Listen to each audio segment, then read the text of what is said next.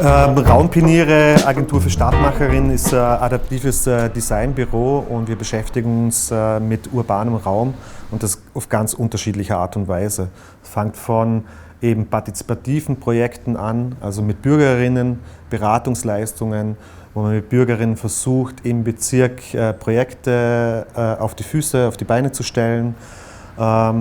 Geht dann über sehr viel Tactical Urbanism Projekte, also wie kann man schnell in Raum eingreifen, gestalterisch, um Änderungsprozesse in Gang zu setzen. Ja, wie schon angesprochen, machen wir auch die Crowdfunding-Plattform für urbane Nachbarschaftsprojekte, wo es darum geht, einfach Initiativen, ein Förderinstrumentarium in die Hände zu geben, abseits der normalen Förderwege tatsächlich, die für viele Initiativen einfach nicht nutzbar sind oder sie zu wenig Erfahrung haben. Und dann machen wir noch relativ viele Veranstaltungsformate für unterschiedliche Institutionen, wie den Radsommer über Jahre jetzt für die Mobilitätsagentur Wien, wo es quasi über ein Kulturprogramm, würde ich jetzt mal sagen, oder Veranstaltungsprogramm darum geht, das Thema Fahrradfahren den Bürgerinnen näher zu bringen. Also sehr, ja. Meine Motivation war es immer schon, gemeinschaftlich Veränderungen in Kraft zu setzen, ja, und zu gestalten, kreativ zu gestalten. Ich war sehr schnell immer gelangweilt und finde, der urbane Raum, der öffentliche Raum, wenn man sich den anschaut, dann ist die Gestaltungsmotivation sehr, sehr gering tatsächlich. Ja. Ich vergleiche das immer mit einem Wohnzimmer. Ja. Der öffentliche Raum gehört uns allen und im Prinzip ist es ein Wohnzimmer in der Außenfläche. Und wenn ich mir dieses Wohnzimmer öffentlicher Raum anschaue, dann ist es ziemlich kahl und langweilig. Ja? Also es fehlen der spielerische Charakter quasi fehlt mir und der gestalterische Charakter fehlt mir. Und das war natürlich auch eine Hauptmotivation, ja? Wo ich gesagt habe, ich möchte einfach andere Räume haben, ja? Also spannendere Räume haben, buntere Räume haben, Räume, wo Menschen zueinander treffen, ja? Wieder in Kommunikation treten. Räume, wo für Experimente offen sind, wo man was lernen kann. Ja? So, das ist, glaube ich, die Hauptmotivation. Und die Werkzeuge, um das zu schaffen, die sind unterschiedlich. Ja? So unterschiedlich, wie eben unsere Arbeit ist. Ja?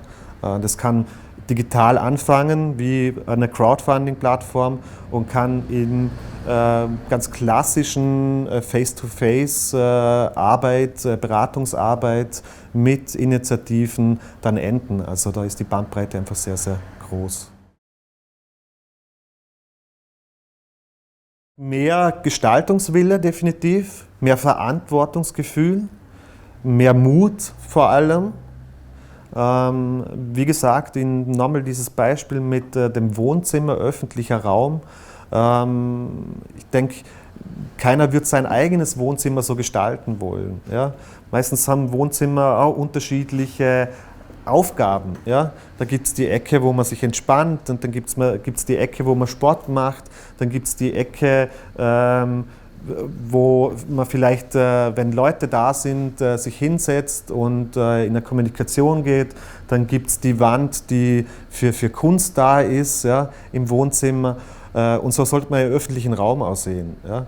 Er sollte einfach menschennah wieder werden. Ja. Weg von dieser Autozentriertheit und das als Lebensader verstehen und begreifen und so auch gestalten, und dafür braucht es vor allem mehr Freiheiten. Ja, weil der Druck auf den öffentlichen Raum, so wie er jetzt ist, auch juristisch, ist extrem hoch und man darf kaum was machen.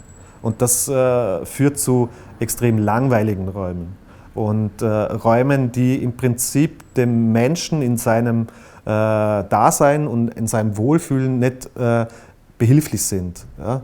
Die stehen ihm eher im Weg tatsächlich. Und ja, das ist das, wo sicherlich viel Potenzial noch da ist, extrem viel Potenzial, wo man sieht, dass in den letzten 10 Jahren, würde ich sagen, über unterschiedliche Denkansätze, Ideologien mehr Tempo reinkommen ist und mehr Gestaltungswille, aber es ist ein langer Weg. Ja. Der Umbau von Stadt zu einer autozentrierten Stadt, der ja, hat Jahrzehnte gedauert und mit dem werden wir alle leben, aber da müssen wir alle zusammenwirken. Ja. Das ist eine Aufgabe für die Politik, für die Verwaltung und aber eben auch für die Zivilgesellschaft. Ja. Und das ist das Spannende.